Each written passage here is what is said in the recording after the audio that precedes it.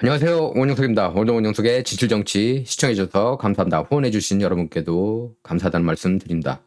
진실정치 구독, 라이크, 공유 부탁드리겠습니다. 자, 암살 시도 두 번째 시도가 있었죠. 용의자 체포가 됐습니다. 예, 트럼프 두 번째 암살 시도를 수사 중인 사법당국이 용의자를 총기 불법 소지 혐의로 기소를 했습니다. 총 2건 혐의인데 두 혐의 모두 최대 징역 15년형을 선고받을 수가 있습니다. 라이언 웨슬리 라우스입니다. 이름이. 그래서 유죄 선고를 받은 중죄인에게 금주된 총기 소지 및 1년 번호를 지운 총기 소지 혐의까지 적용이 됐습니다. 이게 체포되는 장면이에요. 자, 체포되는 장면인데요. 자, 그래서 이 사람이 기소장에 따르면 라우스는 2002년 노스캐롤라이나주에서 대량 살상 무기 소지 혐의로 유죄 선고를 받았고 2010년 노스캐롤라이나에서 훔친 물건 보유와 관련한 다수 혐의로 유죄 선고를 받았습니다. 둘 다 중죄에 해당하고요. 또 CNN은 이번에 기소한 두 혐의가 수사가 진행되는 동안 라우스를 구금하기 위한 것이라면서 앞으로 수사가 진행되면서 추가 혐의가 적용될 수 있다고 보도했습니다.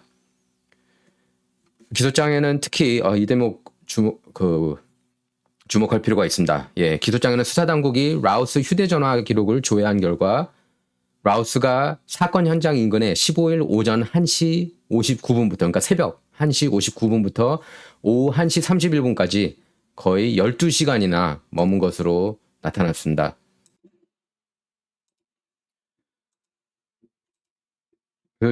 그 용의자가 12시간이나 머물렀는데 용의자가 그렇게 오랫동안 주변에 있었는데도 경호국이 왜 더 일찍 위협을 감지하지 못했냐는 비판이 제기되고 있습니다.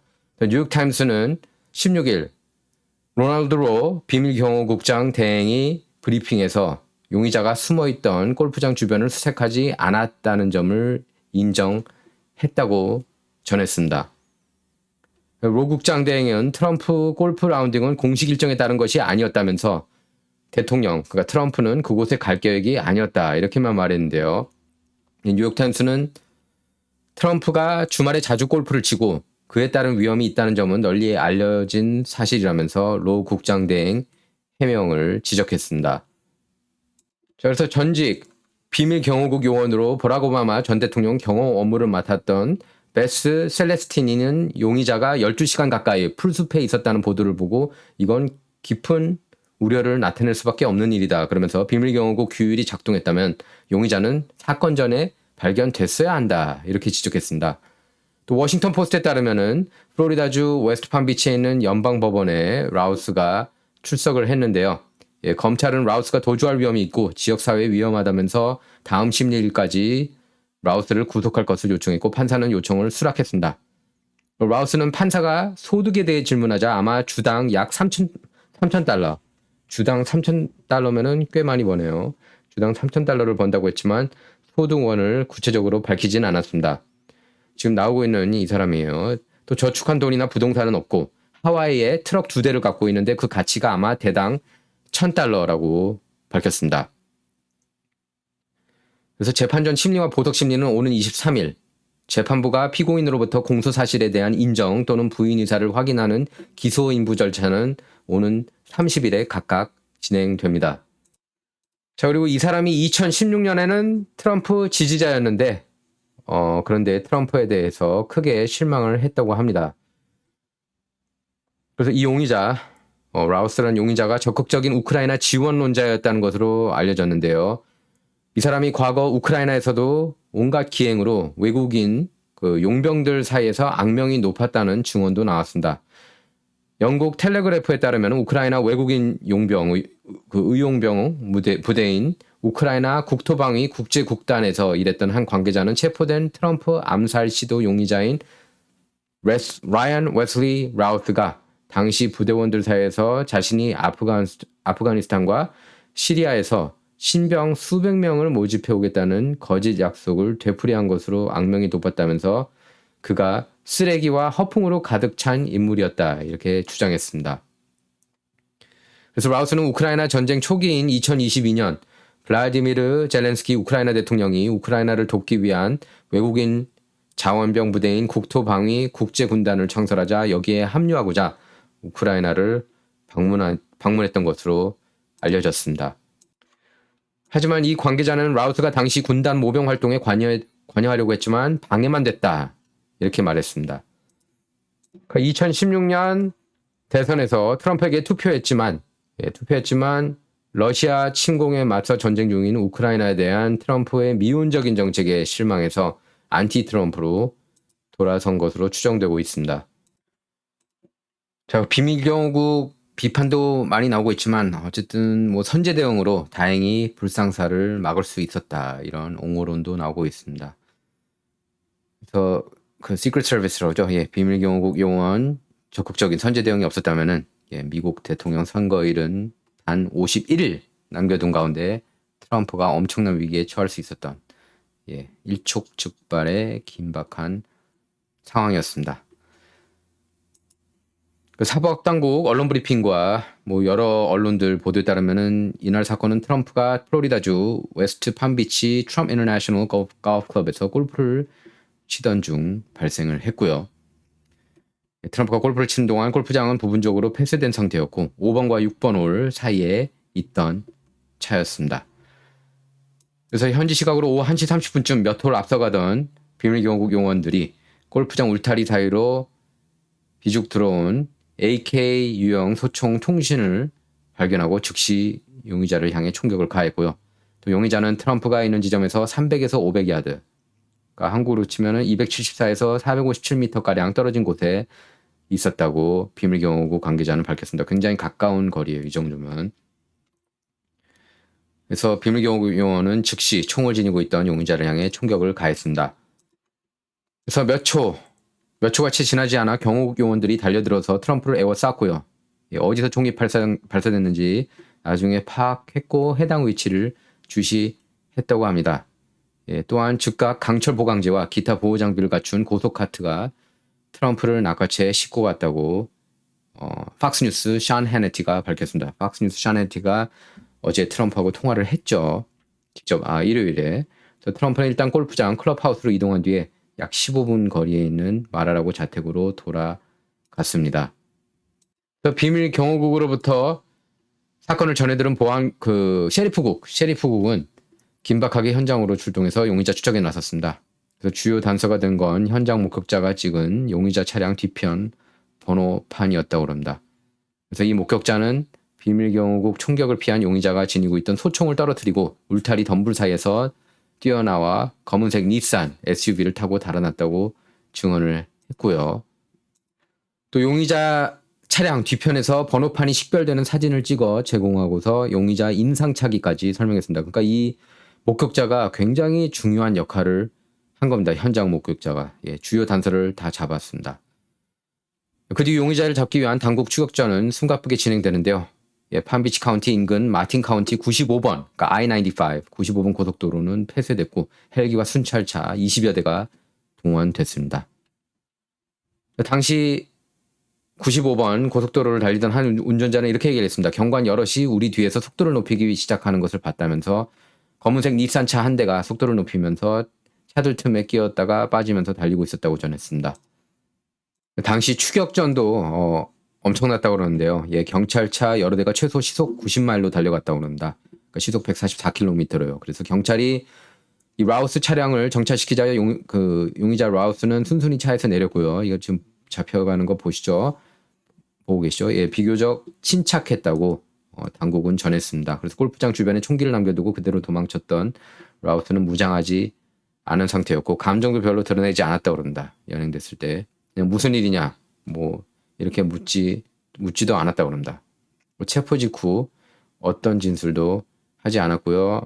하와이에 거주하고 하와이에 거주하는 백인이고요. 라이언 웨슬리 라우스는 58세입니다. 사건 뒤에 트럼프는 충격을 받았지만 의연한 모습을 보였다고 측근들은 전했습니다. 트럼프는 사건 직후 지지자들에게 보낸 이메일에서 내 인근에서 총격이 있었다. 하지만 소문이 걷잡을 수 없이 퍼지기 전에 여러분에게 이 말을 하고 싶다. 난 안전하게 잘 있다. 트럼프는 카멀라 해리스의 레토릭, 언사 때문에 이번 암살 시도가 또 있었다고 그렇게 맹비난했는데요. 공화당 대선 후보 트럼프는 팍스뉴스 디지털하고 인터뷰에서 이렇게 얘기를 했습니다. 암살 시도범은 조 바이든 그리고 카말라 해리스의 레토릭을 믿었다. 그러면서 그리고 그는 그 믿음에 따라 행동했다고 이렇게 비판했습니다.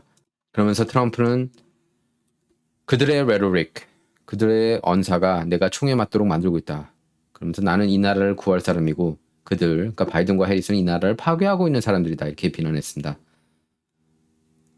자신을 민주주의와 자유에 대한 위협으로 규정하는 바이든과 카말라 해리스 부통령 언사가 자신에 대한 암살 시도로 연결되고 있다고 이렇게 지적을 했는데 정확하게 지적한 거예요. 메인스트림 미디어를 포함해서 다들 그런 식으로 지금 몰아치고 있지 않습니까?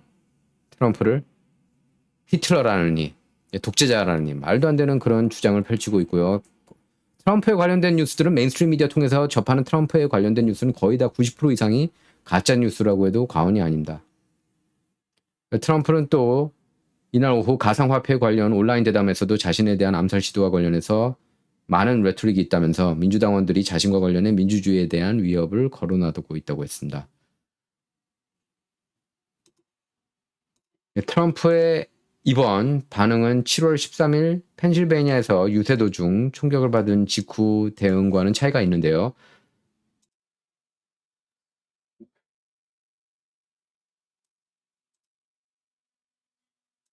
당시 공화당 일각에서 트럼프를 관역 중앙에 놓아야 할 때다. 그게 바이든의 7월 8일 발언에 대한 비판이 쏟아졌죠. 하지만 트럼프 본인은 정적들의 그런 책임을 직접 추궁하는 것은 비교적 자제하는 모습이었습니다. 반면 트럼프는 자신을 경호한 비밀 경호국 요원들에 대해서는 환상적으로 일을 했다고 치하했습니다. 자, 이렇게 소셜미디어를 보면은요, X에 이렇게 라이언 라우트가 올린 글을 보면은 그 트럼프에 대한 증오심을 느낄 수가 있습니다. 트럼프는 마사다, 그러니까 Make America Slave Again, 그러니까 미국을 다시 노예처럼 만들자. 그런 슬로건을 들고 나오는 게 더 낫다. 이런 식으로 비꼬고 있는 겁니다. 트럼프를 두고. 그래서 이번 투표용지에는 민주주의가 걸려 있다. 트럼프를 찍지 말라는 거죠. 4월 22일에 올린 글이고요. 자, 이렇게 트럼프가 X에 이렇게 글을 올린 거는 아마 처음 아닌가 싶어요. 2021년.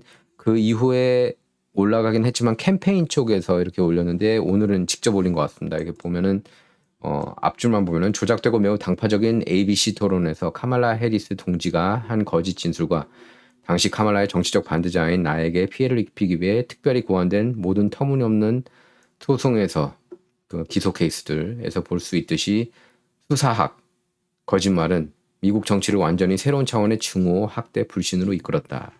이러면서 자신에 대한 그런 거듭된 암살 시도가 카말라 그리고 여기에는 주류 언론도 비판 같이 하는 거죠.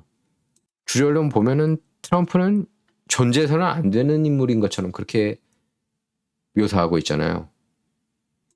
보수 진행자 베니 존슨이 정확하게 지적했습니다. 지난 카말라 해리스하고 토론 때 트럼프가 그렇게 따졌죠. 자꾸 쟤네들이 나보고 민주주의 위협된다 그런 식으로 악의적인 발언들을 하니까 내가 총 맞아 머리에 총을 맞았다.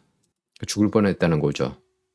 자, 그리고 CNN 나와서 이렇게 얘기를 했습니다. FBI 전문가 한 명이 언론들이 자꾸 트럼프를 두고 히틀러, 민주주의 위협 이런 표현을 하니까 이렇게 암살 시도가 연달아 있다고 FBI 전문가까지 그렇게 얘기를 하고 있습니다. 여러분 생각은 어떠세요?